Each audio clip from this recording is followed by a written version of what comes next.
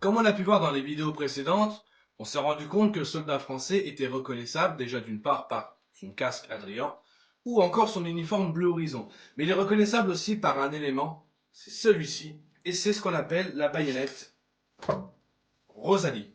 Mais alors pourquoi cette baïonnette est-elle typiquement française et quelle est donc sa réelle efficacité?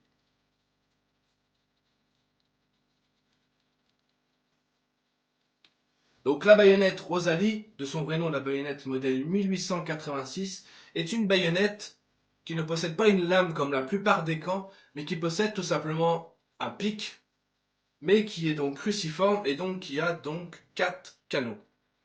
Et donc on pourrait se demander, cette baïonnette-là, à première vue, on voit tout de suite qu'elle est fragile, et on voit tout de suite qu'elle est très encombrante. Mais alors pourquoi les soldats français se sont-ils donc embêtés à faire une telle baïonnette alors qu'il y avait à disposition à partir de 1892 des baïonnettes Berthier qui ont un aspect donc de lame qui semble beaucoup plus efficace, ou même que le voisin allemand,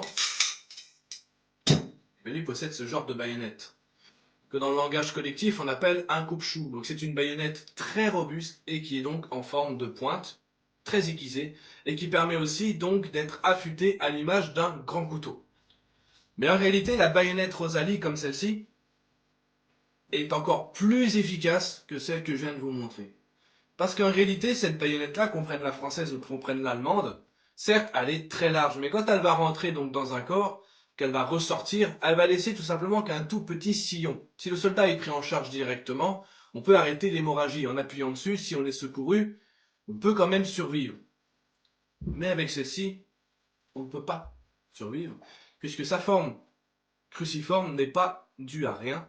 C'est que cette baïonnette-là, quand elle va rentrer dans un corps, déjà elle va très bien rentrer avec sa pointe très aiguisée au bout.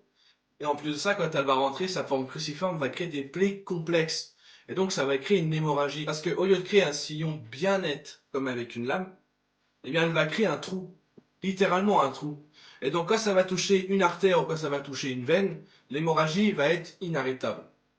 Donc ces baïonnettes-là se déclinent donc en deux modèles. On a ce modèle-là qui a été modifié en 1915, donc on peut voir ici une zone plate, tandis que celles développées à partir de 1886 ont un quillon juste ici, qui permettent donc de mettre les fusils en faisceau. Mais comme sur le label, on va ajouter une pièce qui permet de mettre les fusils en faisceau sans mettre la baïonnette, on l'appelle donc l'embouchoir, eh bien on va pouvoir donc le retirer. On ne va pas le retirer uniquement dû à ça, c'est parce qu'on se rend compte qu'en 1914-1915, ce quillon est un véritable problème puisqu'il dépasse donc du gousset, qui est donc juste ici. Il va dépasser du gousset et le gousset est porté au ceinturon.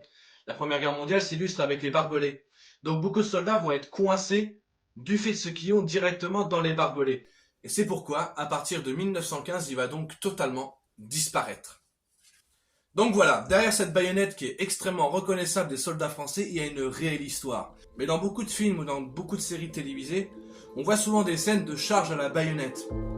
Mais en réalité, c'est un mythe. Parce que imaginez-vous déjà que le fusil Lebel est très long. Mais quand il a sa baïonnette au bout du canon, il fait 1,83 m. Donc il est extrêmement encombrant. Et donc certes, les soldats mettent la baïonnette au moment de monter à l'assaut. Mais quand ils vont aller vers la tranchée ennemie, ils vont l'enlever, la jeter par terre.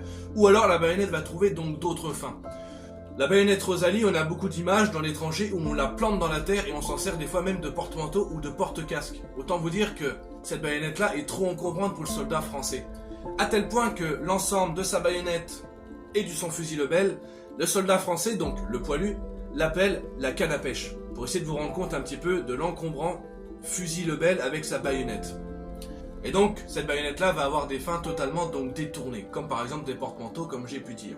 Mais toutefois, comme l'image du soldat français s'est forgée autour des charges à la baïonnette et des assauts, évidemment, elle est très représentative donc de cette époque. Et c'est pourquoi elle a marqué l'imaginaire collectif. Sur la plupart des monuments aux morts que vous pouvez voir, dès l'instant où vous avez un monument aux morts qui honore les soldats français, le soldat français a sa baïonnette au bout du fusil. Parce qu'imaginez-vous arriver donc dans une tranchée avec votre fusil d'1,83 m et sa baïonnette très fragile. Donc déjà que le fusil sans la baïonnette est très long, mais alors avec la baïonnette, ça serait un véritable enfer de s'en servir donc dans une tranchée. Et donc c'est pourquoi il l'utilise pas.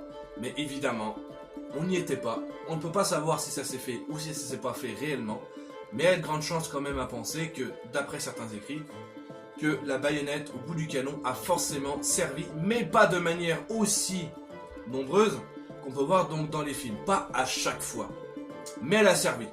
Le cas par exemple d'un certain Charles de Gaulle qui va être blessé au village de Douaumont le 2 mars 1916 avec une baïonnette donc de ce type, une 98-05, qui va recevoir donc dans la jambe et c'est attesté donc tel quel. Donc on a des preuves écrites que ça a été utilisé, mais ça n'a pas été utilisé tout le temps, à chaque fois, par chaque soldat, comme on peut voir donc dans chaque film ou dans chaque série qui traite de la Première Guerre mondiale. Et le dernier mot de la vidéo, donc ça va être une question, pourquoi l'avoir appelée la Rosalie? Puisque Rosalie, c'est un surnom qui a été donné à la baïonnette de manière générale dans une chanson de Théodore Botrel qui donc parle de la baïonnette et vante ses mérites. Et donc c'est pourquoi la baïonnette française s'appelle la baïonnette Rosalie et qui va donc permettre d'offrir une reconnaissance aux soldats français directement. Si vous tapez soldats français de la Première Guerre mondiale sur Google ou baïonnette française sur Google, vous tomberez directement sur la Rosalie car elle fait partie intégrante de l'image du soldat français et donc c'était son histoire.